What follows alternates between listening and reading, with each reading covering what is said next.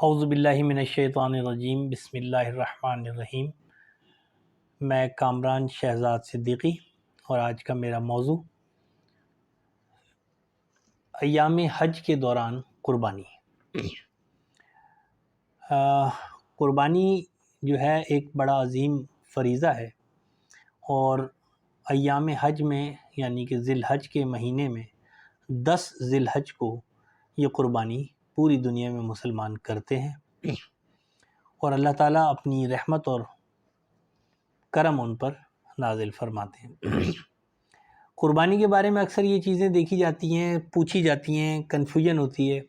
کہ قربانی کا جانور کیسا ہو، کیسا نہیں ہو، کتنے کا ہو، کتنی قربانی کی جائے، کیسے کی جائے، اور قربانی کرنے والے لوگ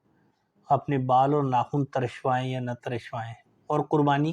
کن پر واجب ہے۔ سب سے پہلے ہم قربانی کے فلسفے کو سمجھیں گے۔ قرآن کریم کا 22واں سورہ ہے سورہ حج، اور اس 22ویں سورہ کی آیت نمبر 37 اس کے ترجمے کا میں آپ کو مفہوم بتائے دوں۔ اللہ تعالیٰ فرماتے ہیں کہ آپ کی قربانی کا نہ تو گوشت مجھ تک پہنچتا ہے اور نہ ہی خون، بلکہ ہم تک آپ کی قربانی کی جو نیت ہے، جو اشتیاق ہے، جو آپ کا شوق ہے، جو آپ کی محبت ہے، جو آپ کی عاجزی اور انکسار ہے، جو آپ کا تقویٰ ہے قربانی کا، وہ پہنچتا ہے، اور بدلہ اس تقوی کی بنیاد پر دیا جاتا ہے۔ اس خلوص اور اس محبت کی بنیاد پر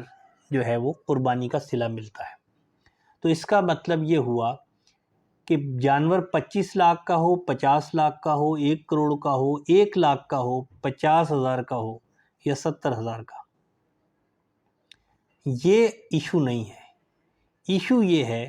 کہ وہ جانور قربانی کے لیے لینے کا جو آپ کا فلسفہ ہے، جو آپ کا تقویٰ ہے، جو آپ کی نیت ہے، وہ کتنی امپورٹنٹ ہے۔ آیا آپ حلال رزق سے قربانی کر رہے ہیں، یا آپ لوگوں کے حق مار کے، زمینوں پہ قبضہ کر کے، لوگوں کے دل دکھا کے، سرکاری سیٹ کا ناجائز استعمال کرتے ہوئے رشوت لے کر آپ پیسہ کماتے ہیں اور پھر اس سے قربانی کرتے ہیں؟ تو اللہ تعالیٰ نے قرآن کریم میں یہ فرما دیا کہ نہ تو آپ کا گوشت، نہ آپ کا خون قربانی کے جانور کا، نہ تو اس کو ضرورت ہے اور نہ وہ اس تک پہنچتا ہے آپ کا تقویٰ۔ اور تقویٰ کے لیے پہلی شرط یہ ہے کہ اللہ تعالیٰ کے بتائے ہوئے طریقے پر اپنی آمدنی کو جو ہے وہ قائم کیا جائے۔ تو رزق حلال سے کمائے ہوئے پیسوں سے، جس شوق اور اشتیاق سے، جس ولولے اور جس تقویٰ سے، عاجزی اور انکسار سے، خلوص اور محبت سے آپ جانور لے کے قربان کریں گے، اس کا صلہ اتنا ہی بڑا اور عظیم ہوگا۔ اب سوال یہ پیدا ہوتا ہے کہ قربانی کن پر واجب ہے؟ یہ کنفیوژن ہے۔ اکثر لوگ دیکھنے میں آیا ہے کہ اگر آپ پچھلے سال آپ خوشحال تھے اور آپ نے قربانی کی، تو اگلے سال اگر حالات بہت خراب ہیں تو گھر میں خواتین کثرت سے پریشر ڈیولپ کرتی ہیں، اور اکثر مرد بھی، معاشرے کو دکھانے کے لیے کہ ہم نے پچھلے سال قربانی کی تھی، اگر ہم نے اس دفعہ قربانی نہیں کی تو لوگ ہمیں غریب سمجھیں گے۔ تو اس چکر میں وہ ادھار پکڑ کے، فراڈ کر کے، ہیرا پھیری کر کے، کسی کا حق مار کے، یا گھر کی کوئی کارآمد چیز فروخت کر کے وہ قربانی کرتے ہیں، صرف اس لیے کہ محلے میں ان کا نام ہو جائے۔ قرآن کریم کی ایسا کوئی بھی کام کرتے ہوئے آپ سورہ حج 22واں سورہ ہے، اور اس کی آیت نمبر 37 ضرور پڑھ لیجئے گا، جس میں اللہ کہہ رہے ہیں کہ آپ کا نہ گوشت نہ خون ہم تک پہنچتا ہے، نہ ہمیں اس کی ضرورت ہے۔ ہمیں آپ کا تقویٰ دیکھنا ہے، آپ کا خلوص، آپ کی انٹینشن دیکھنی ہے، آپ کی نیت دیکھنی ہے کہ آپ کی نیت اپنے ارد گرد کے لوگوں کو متاثر کرنے کی تھی یا اللہ کو راضی کرنے کی۔ تو یہ ایک بڑا اہم مسئلہ ہے۔ ایسا نہ ہو کہ ہم قربانی بھی کریں، پیسہ بھی ضائع کریں اور وہ قربانی قبول نہ ہو۔ اب سوال یہ پیدا ہوتا ہے کہ قربانی کن پر واجب ہے؟ تو دوستو، قربانی واجب ہونے کے لیے آپ اس کو اس طریقے سے دیکھیے کہ ہر وہ مسلمان مرد عورت جو کہ بالغ ہو اور عاقل ہو، اگر اس کے پاس اپنی ضروریات کے خرچہ، جو کہ ضروری خرچہ ہوتا ہے کھانے پینے کا،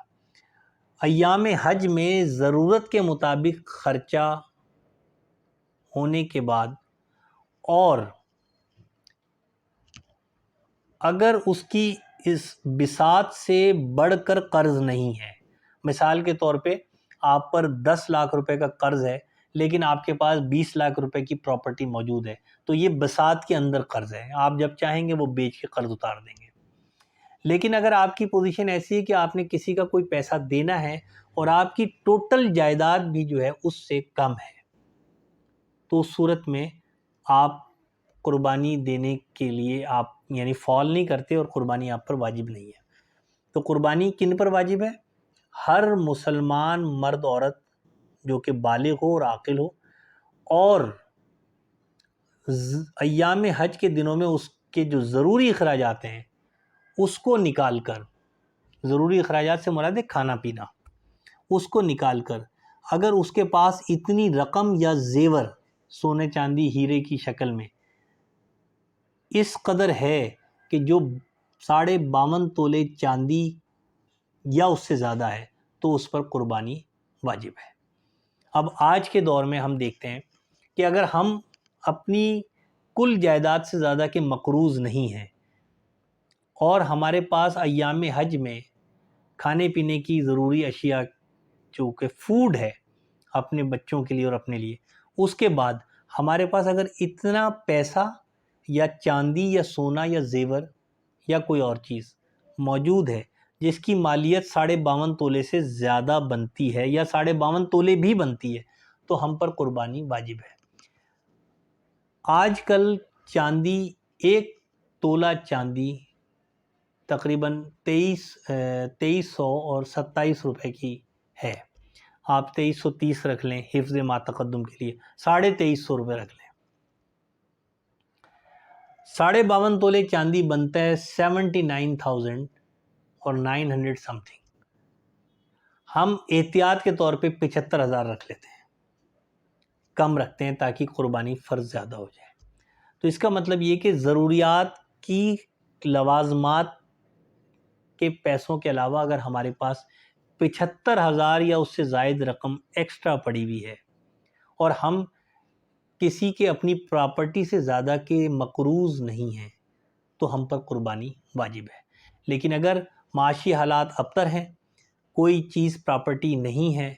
اور ہم پہ قرضہ ہماری پراپرٹی سے زیادہ ہے اور ہمارے پاس 75,000 روپے یا 75,000 روپے اماؤنٹ یا اس کے برابر سونا یا چاندی نہیں ہے، تو پھر ہم پہ قربانی واجب نہیں ہے۔ یہ پیرامیٹر اسلام نے بتائے ہیں اور اسی کے مطابق ہمیں چلنا چاہیے۔ ایک سوال اور پیدا ہوتا ہے کہ جس شخص نے قربانی کرنی ہے وہ 1 ذی الحج کے بعد قربانی کے وقت تک اپنے بال اور ناخن نہ کتروائے۔ اگرچہ ہمیں قرآن کریم سے بھی اور احادیث سے بھی یہ بات ان لوگوں کے لیے ملتی ہے کہ جو حج پر گئے ہیں۔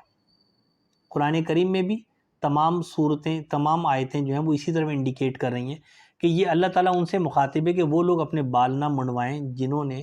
حج پہ گئے ہیں، احرام کیا ہے اور انہوں نے قربانی کرنے کے بعد وہ سر منڈوائیں یا بال کتروائیں۔ لیکن چونکہ جو لوگ جو حج پر نہیں جا سکتے وہ بھی قربانی کرتے ہیں، اور اس کے پیچھے فلسفہ یہ ہے کہ جب آپ قربانی کر کے اپنے بال منڈواتے ہیں اور ناخن تراشتے ہیں تو اللہ تعالیٰ ان بالوں کی مقدار کے برابر اور ناخنوں کے وزن کے برابر اللہ تعالیٰ آپ کو جو ہے وہ نیکیاں دیتا ہے۔ تو زیادہ سے زیادہ نیکی حاصل کرنے کے لیے قربانی سے پہلے ان لوگوں کو بھی جو کہ حج پر نہیں گئے ہیں بال کٹوانے اور ناخن ترشوانے سے اجتناب کرنا چاہیے، اور 1 ذی الحج سے پہلے یہ کام کر لیں تاکہ 10-12 دن ان کے آرام سے گزر جائیں۔ یہ بات ذہن میں رکھیے کہ کیونکہ عورتیں بال نہیں کترواتی، اسلام میں عورتوں کو بال کٹانے سے منع کیا ہے، لہٰذا اگر عورتیں قربانی کر رہی ہیں تو وہ یہ ذہن میں رکھیں کہ ان کے بالوں کے برابر جو کہ ان کے موجود ہیں آلریڈی، اور ناخن ترشوانے پر ان کو اس کا صلہ مل جائے گا۔ ایسا نہیں ہو کہ بال کٹوانے کی ضد میں آ کے عورتیں بولیں ہم نے بھی بال کٹوانے ہیں، تو یہ چیز ذہن میں رکھیں۔ نمبر 3 ایک بڑی اہم بات ہے، اکثر لوگ یہ پوچھتے ہیں کہ صرف سر کے بال ہی نہیں کٹوانے چاہیے یا جو زیر ناف بال ہوتے ہیں وہ بھی نہیں کٹوانے چاہیے۔ تو دیکھیں اس کا فلسفہ ذہن میں رکھیں، سر کے بال بڑھ جائیں تو مکروہ نہیں ہے، لیکن اگر زیر ناف بال بڑھ جائیں چنے کے دانے سے زیادہ، چاہے وہ انڈر آرم ہو یا زیر ناف ہو، وہ بال اگر چنے کی دال کے دانے سے بڑھ جائیں تو وہ مکروہ ہیں، اور مکروہ حالت میں آپ نماز اور روزہ جب آپ کریں گے، قرآن پڑھیں گے تو اس میں کراہیت آ جائے گی، لہٰذا زیر ناف اور اگر انڈر آرم بال آپ کے بڑے ہیں تو وہ بال آپ کاٹیں، سر کے بال اور ناخن تراشنے سے اجتناب کریں۔ یہ کچھ باتیں تھیں جو اکثر کنفیوژن ہوتی ہے، تو میں نے کہا میں آج کی اس ویڈیو میں، اس کلپ میں آپ لوگوں سے شیئر کر دوں۔ اگر آپ کو یہ باتیں پسند آئی ہیں، اگر آپ کو یہ بات سمجھ آئی ہے تو پلیز ہمارے ویڈیو چینل کو سبسکرائب کریں، اسے کلک کریں، اس سے اپنے کامنٹس دیں اور اسے لائک کریں، اور اپنے تمام کانٹیکٹس میں اس کو بھیجیں تاکہ زیادہ سے زیادہ لوگوں تک آگاہی جو ہے وہ پہنچ سکے۔ بہت شکریہ۔